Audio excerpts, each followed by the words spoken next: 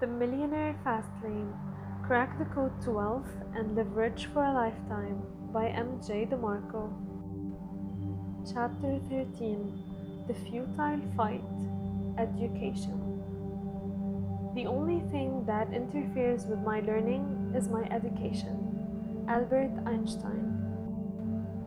The fight against uncontrollable limited leverage, education. The slow laner's natural reaction to the uncontrollable limited leverage ULL inherent in their wealth equation is to wage war with intrinsic value by deploying the education weapon. Since ULL defines the slow laner rationalizes that the only variable worthy of escalation is their rate of pay. I need to make 6 figures. I need to make more money. So, predictably, they go back to school and get an MBA or some certification. They'll argue MBA grads earn 15% more, or the starting salary of a certified PMP is $120,000 a year. For example, Steve Ambrose enrolls into an MBA program to sweeten his credentials. The cost of the MBA is $44,000 and 800 hours. Steve justifies this twofold expense, time and money, because he anticipates his intrinsic value to rise.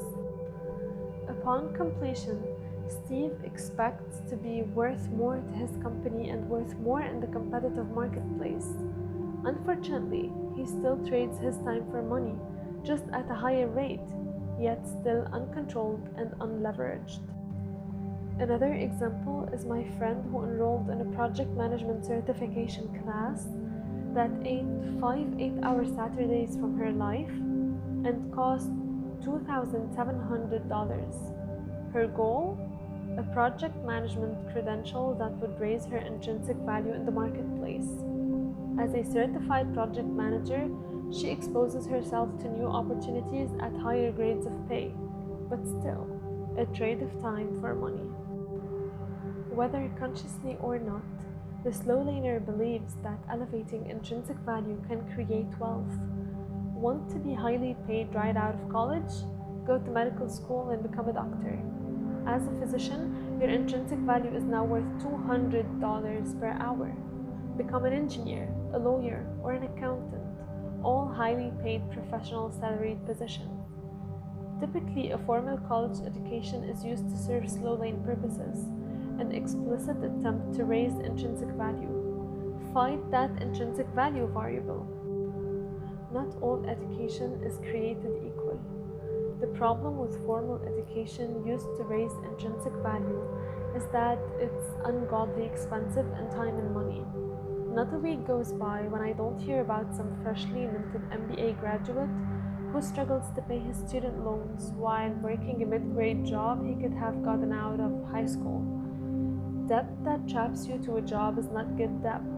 A preoccupation to become highly educated could be a Trojan horse to your freedom. Not all education is created equal. Some education can roadblock your wealth road trip. If an education entombs you under a mountain of debt and shackles you to a job for the rest of your life, is it really a good education? If an MBA increases your salary by 15% but takes 15 years to pay, was it a good investment? It's a great myth. To get rich, you need an expensive college degree. Hogwash. A degree isn't a prerequisite to fastlane wealth. Some of the richest fastlaners are people who never finished either high school or college. Bill Gates, Steven Spielberg, Richard Branson, Michael Dell, Felix Dennis, David Geffen, and John Paul DeJoria all dropped out of school to pursue fastlane objectives. How dare they get rich and not be educated? Slow lane entrapment. Financing expensive college tuition for an education is a dangerous game that can lead to slow lane entrapment, conformity, and education servitude. A typical college-age study progresses from general knowledge to very specific skill sets. For example, while studying finance, I learned complex mathematical formulas that aided in financial decision-making. Things like lease or buy and return on investment. These concepts are specific tools to a trade that can hinder your future options. The prescribed path for graduates with finance degrees was to get a job in the financial sector, an insurance company, an accounting firm, or an investment house. My education had the indirect and unintended consequence of restricting my options to specific disciplines based on an educative skill set. The result? Conformity and limited choice. If there aren't opportunities in my field, my education becomes marginalized and devalued. If the opportunities available require less education, say a BS, then I have MBA, I become overqualified and unemployable. If my skills erode in practicality based on technological evolution, my education becomes deprecated and my value to society plummets accordingly. The second educational entrapment danger is education servitude. While the sidewalker deals with lifestyle servitude, the slow laner wrestles with education servitude, freedom eroded by education that traps the victim to a job. Has your education indentured you to a job? Advanced degrees are not cheap. According to the College Board, the average college degree, including room and board, now costs nearly $60,000. Prefer the prestige of a private school? The tab will set you back a Ferrari. This kind of debt buries the dreams of your youth and puts them permanently bound to the slow lane or worse, the sidewalk. Consider the statistics.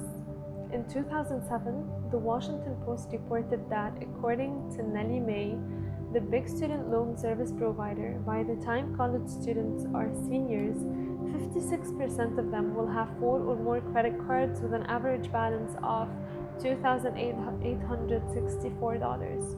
According to a research report by demosusa.org, a public policy research and advocacy organization, people in the 18-24 age bracket spend nearly 30% of their monthly income on debt repayment.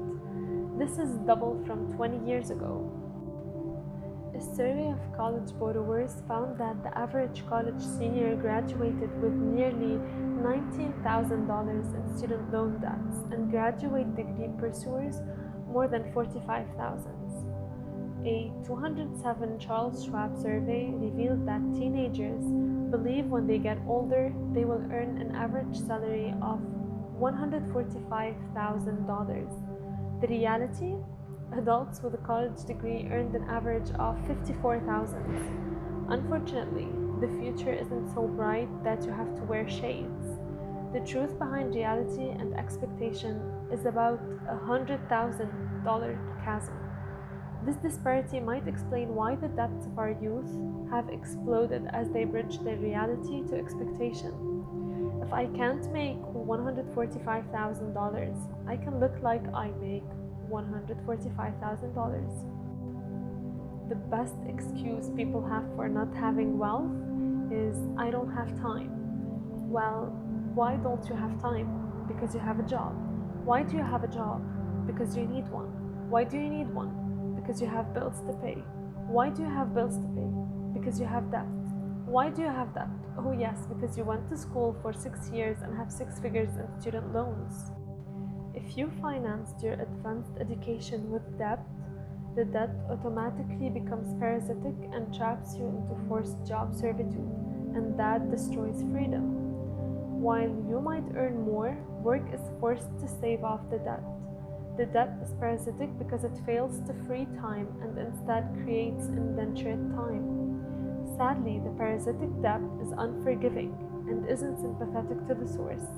Whether you owe $35,000 for your awesome BMW or for student loans, that steals freedom and forces indentured time. Chapter Summary: Fastlane Distinctions. Slow laners attempt to manipulate intrinsic value by education. Indentured time is time you spend earning a living. It is the opposite of free time. Parasitic debt is debt that creates indentured time and forces work.